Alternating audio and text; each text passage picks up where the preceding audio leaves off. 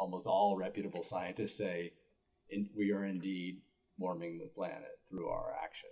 Now, some degree of climate change is inevitable, and we have to adapt, but we can't merely adapt our way out of this problem.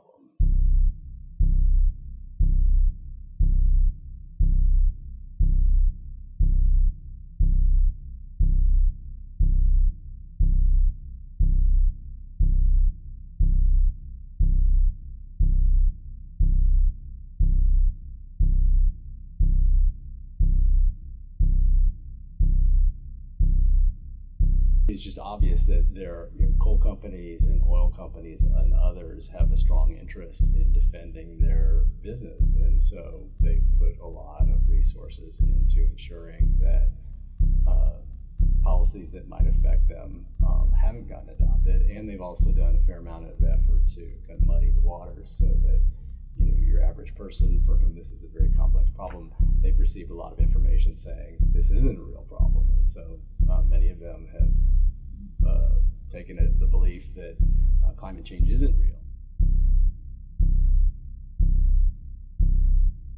This is a global problem that can't be tackled by any single city or any single state or even any single country. So what we need is collective action, and that's what makes this a really difficult problem.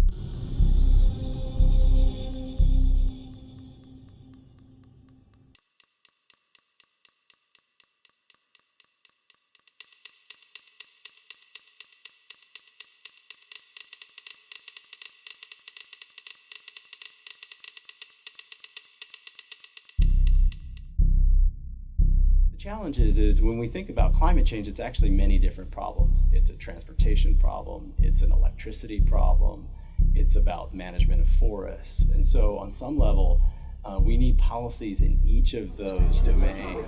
It can be really hard to change major governmental policy, but instead, if in smaller islands of communities do things, that other people, that it will make the way seem clearer for other people because it's a good investment, it makes economic sense, and then beyond that, others can see it and then pursue. So kind of leading from the bottom, when at the moment it's harder to lead from the top and get big policy changes.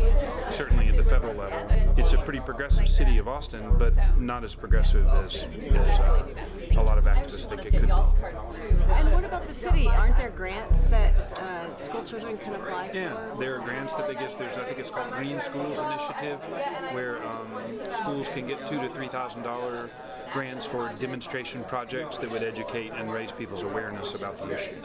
The important thing we can do is build resilience to the risks we already face today and increase our resilience to the risks that are getting more severe in the future. For us here in Central Texas, we're most concerned about the feast or famine, wet or dry cycle that we already go through naturally. But in the future, we have to prepare for longer, stronger droughts, as well as for heavier rainfall in between, to make sure that we're all going to be okay.